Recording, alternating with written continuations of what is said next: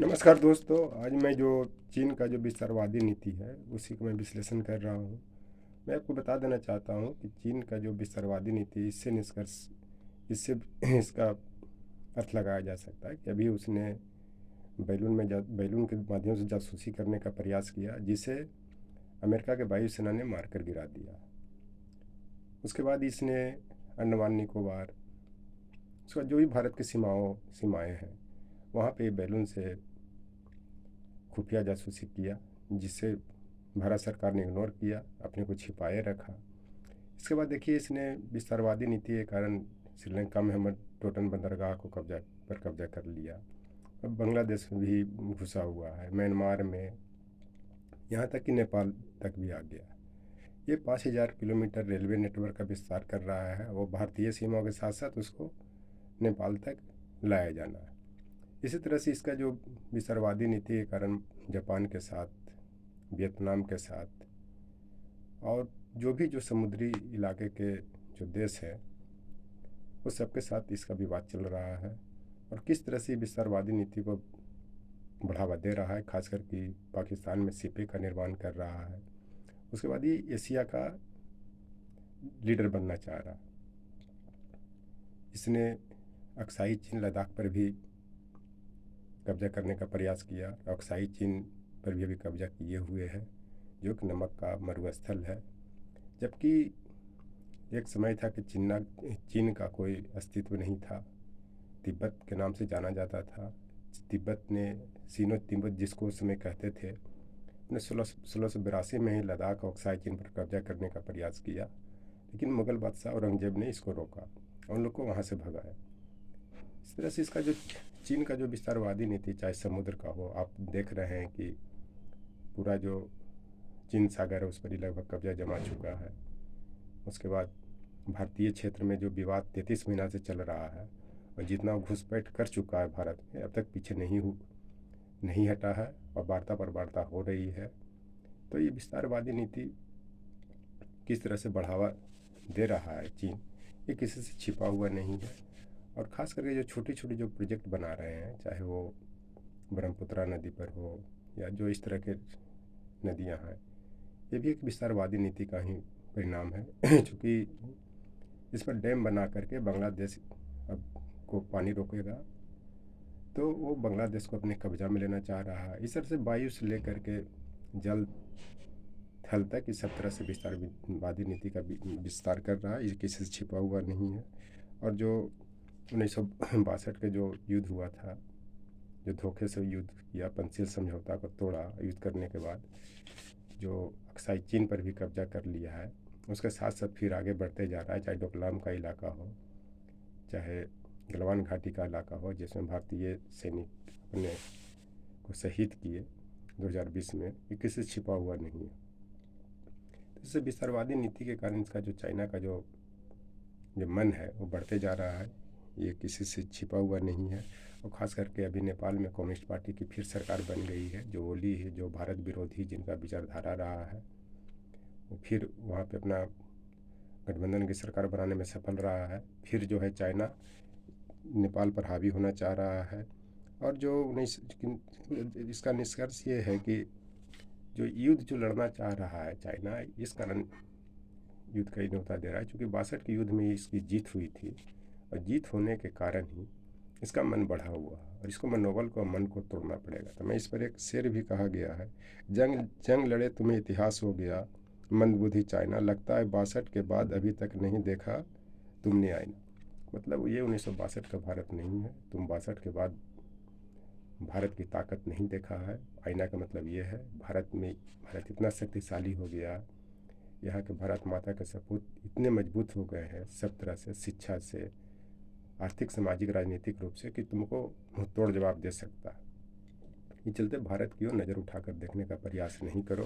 तुमको तो एक कोरोना ने एक हिजड़ा बना दिया, जो एक कोरोना के कारण इतना तो दबों बन गए कि किसी से छिपा हुआ नहीं है। तो इसी पर एक शेर भी है कि बिन तो तुम्हारी कोरोना ही बजा गया, छोटा सा प्राणी गैर जिम्मेदाराना मूर्ख देश बता गया। मैंने एक छोटा सा जो वायरस था जो वुहान से निकला, वो कितने लोगों के मारा, इसका किस तरह से बिन बजा दिया चाइना का। और एक मूर्ख देश घोषित कर दिया, क्योंकि जितने इतने कोविड काल में इक्विपमेंट बनाया वो सब फेलुअर हुआ, या मेडिसिन हो चाहे मास्क हो। इसी कारण अभी तक चाइना में कोविड हावी है, लेकिन वो इसको बाहर नहीं निकालता है। करोड़ों लोग मारे गए। चलते एक छोटा सा जो जब तुमको कोविड कहा भी जाता है कि एक मच्छर आदमी को हिजड़ा बना देता है, उस तरह से एक कोविड चाइना के लोगों को हिजड़ा बना दिया। भारत तो बहुत विशाल चीज़ है, बहुत ताकतवर देश है, ये चलते इससे उलझने का प्रयास नहीं करो, क्योंकि विश्वास का कोई मूल्य होता है, विश्वासघात का नहीं मूल्य होता। चलते कि भारत ने तुमको भारत पंचशील समझौता जो 1954 में हुआ था उस पर विश्वास किया, उसके बाद तुम्हारे साथ दोस्ताना रिश्ता रखा। भारतीय चीनी भारत चीन भाई भाई का नारा भी दिया, लेकिन विश्वासघात करके तुमने 1962 के युद्ध में तुम धोखा से उसको जीता अक्साई चीन को। उसके बाद भी तुमको ने प्रयास किया था कई बार, उसके बाद तुमको भारतीय सेना ने हराया भी है। इस चलते इस विस्तारवादी नीति को बढ़ावा मत दो, भारत की ओर नज़र उठाकर देखने का प्रयास नहीं करो, कारण कि यहाँ के आज के डेट में पहले कोर्ट या जुडिशरी का लीजिए, वो भी बिकाऊ होते थे, तो सत्तारूढ़ दल के लोगों को चमचागिरी करते थे। लेकिन आज वैसे जुडिशरी नहीं है, दूध का दूध पानी का पानी करते हैं, क्योंकि किसी भी देश की राष्ट्रीय एकता अखंडता को मजबूत करने में जुडिशरी का बहुत योगदान होता है। और आज के जो एक जनहित याचिका आने के बाद भारत की जनता, भारत की राष्ट्रीय एकता अखंडता, भारतीय संविधान बहुत मजबूत हुआ है। ये चलते एक एक एक्टिविटी पर भारत सरकार के और ख़ासकर चाइना के एक्टिविटी पर देश की जनता के साथ साथ सेनाएँ नज़र रख रही हैं। इस सेना का योगदान है कि तुमको पीछे हटने के लिए मजबूर होना पड़ रहा है, और देश की जो मजबूती है वो साफ दिखाई दे रहा। चलते अपने ऊपर ताकत का शक्ति का घमंड मत करो। जो शी जिनपिंग, तुम्हारा क्या स्थिति होगा, आँख में जो चर्बी चढ़ी हुई है वो चर्बी उतर जाएगा। तो इस पर भी एक शेर है, नैना पर तुम्हारे चढ़ा ताकत का अहंकार, खुद नहीं उतारे तो साथ में हम इज्जत भी देंगे उतार।